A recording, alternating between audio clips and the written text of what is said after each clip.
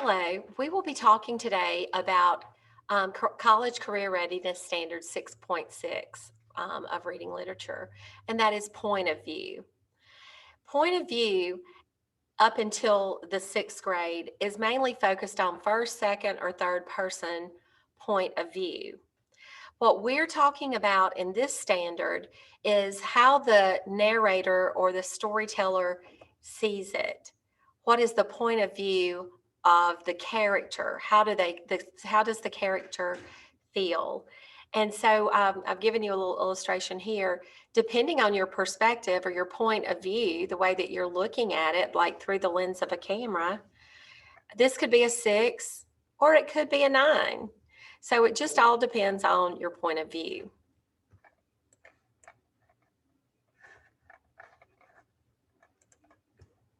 Okay, the author is the person who writes the story, and the narrator or speaker is the person who is telling the story. The narrator, usually this person is created by the author, the speaker is. The narrator or speaker does not necessarily reflect the author's own thoughts or feelings. Depending on his or her purpose, the author might create different types of narrators for different types of stories.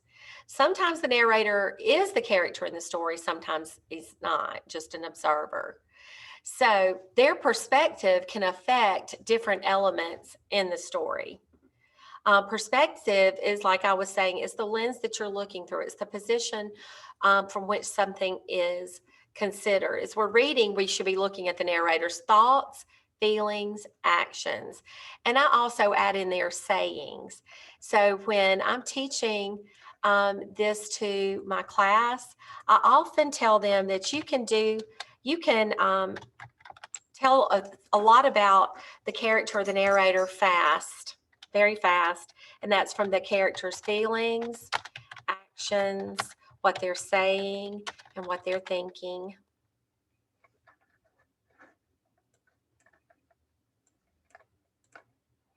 Okay, let's take a little look. Okay, let's say that we have this text, and I want us to think about the person who is speaking. The person who is narrating, how do they feel, and what evidence do we have from our text that lets us know how this person is feeling? So when we read it, it reads, Miss Carter gave us an assignment that I cannot possibly complete. It's a writing assignment, and you know better than everyone how much I love to write. After all, I share all my thoughts and secrets with you. If I have an idea for a poem or a story, you're the first person to know. Why, even when I only have a little piece of an idea, Dad calls that the seed of inspiration. I tell you first thing.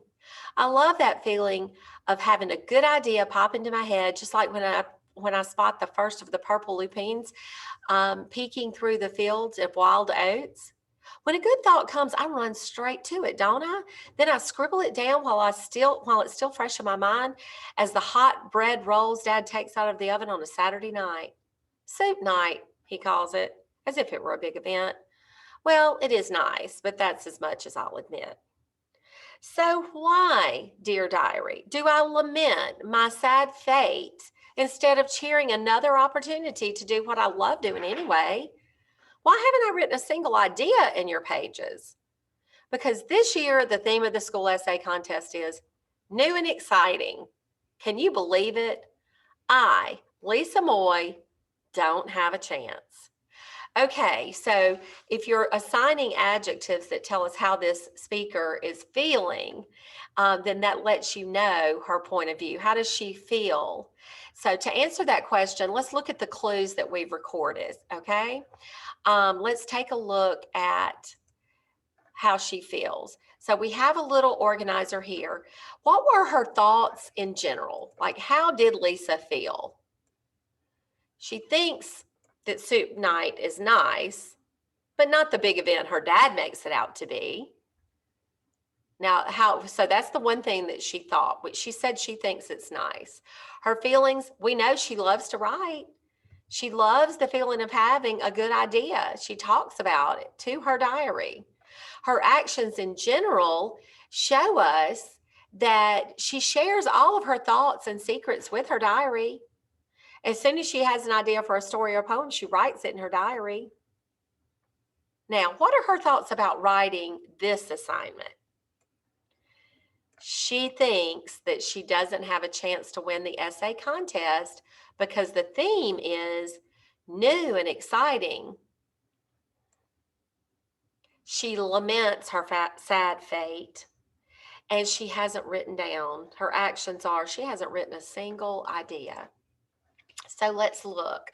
Um, there's evidence in the story that she doesn't think her life is new and exciting. And that's what the topic is. So that's probably why she is stuck with this writing prompt. So when we're thinking about the author's point of view, how does the author feel?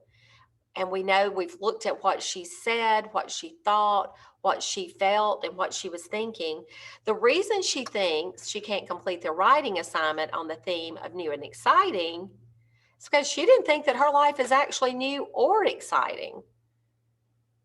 The author shows the difference between how Lisa feels about most writing and how she feels about writing this assignment to help us understand an important idea about her character. And that is that she is feeling a little bit insecure. So we know how this character's perspective is. If you've ever been given an assignment and you think, I can't write about that, I don't know anything about that. So that is how this author is in fact feeling. I've attached a link and it has a short film, and this is something that you can do also. It's a really cute little Pixar film about the life of a toy. So it's seen through the perspective of a toy in a child's room. So when you're thinking about point of view, I want you to think about perspective and how the author or how the author lets you know how the character feels by the things he says and thinks and does. And but we need to be able to analyze the author's point of view. Thank you.